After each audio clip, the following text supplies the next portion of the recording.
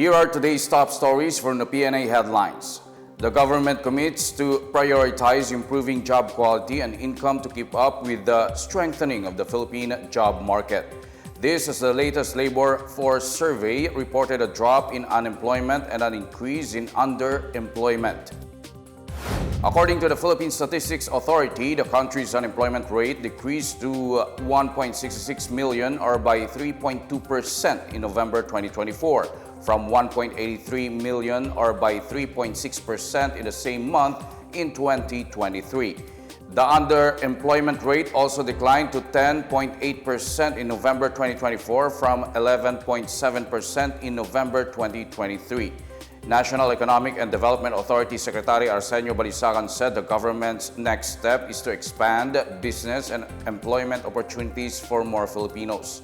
They will also encourage business upgrading and skills training programs to allow workers to develop their human capital while receiving competitive wages. At the same time, NEDA aims to enable investments in quality job-generating sectors, increase employability, and facilitate the adoption of alternative work arrangements, among others. Balisacan also emphasized the timely implementation of the Create More Act and the Enterprise-Based Education and Training Framework Act in improving the country's business climate. Meanwhile, the Department of Social Welfare and Development, NEDA, and the Department of Labor and Employment will jointly improve financial aid mechanisms such as cash for work and training programs, especially to help workers affected by calamities.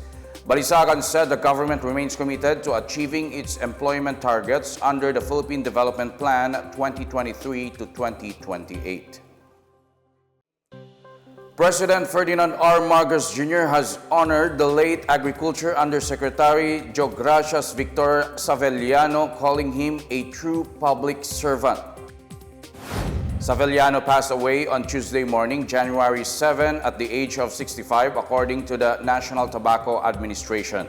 He was a former 1st District Representative and Governor of Ilocos Sur who also served as NTA's oversight official and part of its governing board.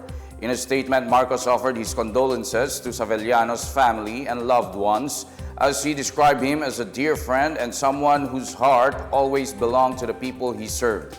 Marcos said Savellano brought meaningful progress to Ilocos Sur, guided by his love for the province and its people. The president also cited Savellano's dedication to his role at the DA to strengthen the livestock sector and support farmers across the country.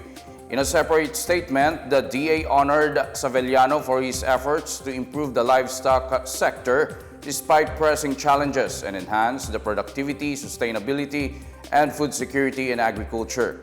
The national flag at the DA's main building in Quezon City is flown at half-staff in honor of Savellano. The Philippine National Police has deployed 6 K9 units at the Quirino Grandstand in Manila on Wednesday to protect devotees during the pahalik for the Jesus Nazareno.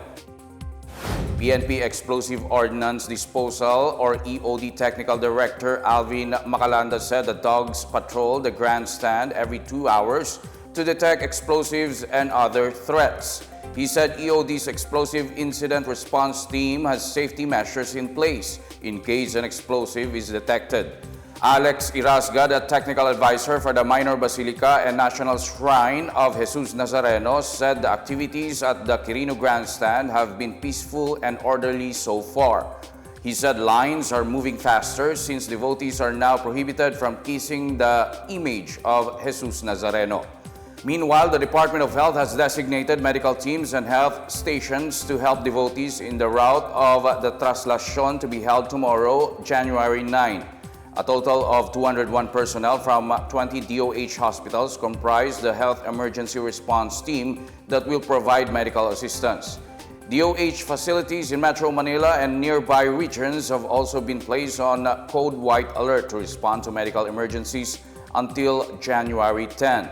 For its part, the Philippine Red Cross has established first aid stations and welfare desks in various areas along the Traslacion route, starting at Quirino Grandstand up to Quezon Boulevard near Quiapo Church. Red Cross ambulances, fire trucks, and rescue boats are also on standby. Millions of devotees are expected to participate in this year's procession. Still in Manila, the city government has given its new waste management contractors until January 10 to collect the remaining garbage from Christmas and New Year. Manila Mayor Hani Lacuna issued the directive to Philippine Ecology Systems Corporation and Metro Waste Solid Waste Management Corporation, which bagged the city's 842.7 million peso garbage collection deal. She also vowed to monitor the two firms' progress to make sure they fulfill their directive. Under the new contracts, Metro Waste will service Manila's District 1, 2, and 3, while Fileco will cover Districts 4, 5, and 6. Lacuna meanwhile denied the claims of Lionel Waste Management Corporation, the city's former garbage collector, that Manila still owes them more than 500 million pesos. The mayor clarified that there is still a payment left for their service in the last few months of 2024, which is already being processed. Lacuna also said Lionel Waste Management's non-participation in the public bidding for the new contract was the company's decision. In other news, the Department of Budget and Management has tapped the Presidential Communications Office and local media organizations to help promote the principles of the Open Government Partnership. DBM Secretary Amenah Pangandaman said in accordance to the bagong Pilipinas envisioned by President Ferdinand R. Marcos Jr., the government is promoting open governance to improve its services and reach more Filipinos.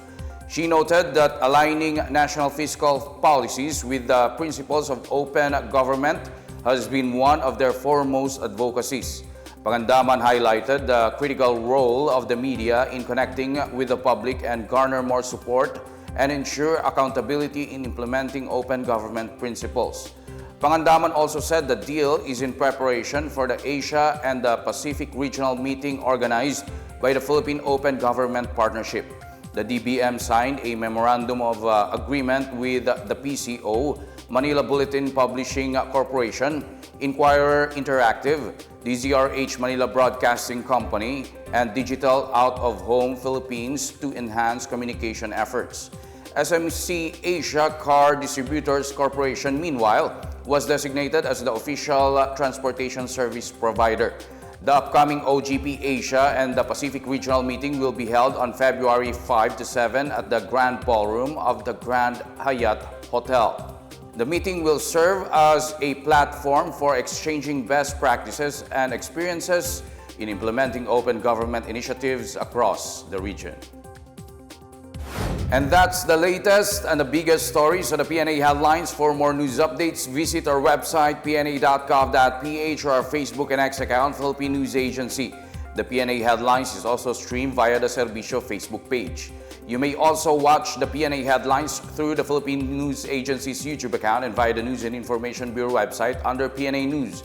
I'm Wilnard Barcelona. This is the PNA Headlines, bringing stories that unite the nation.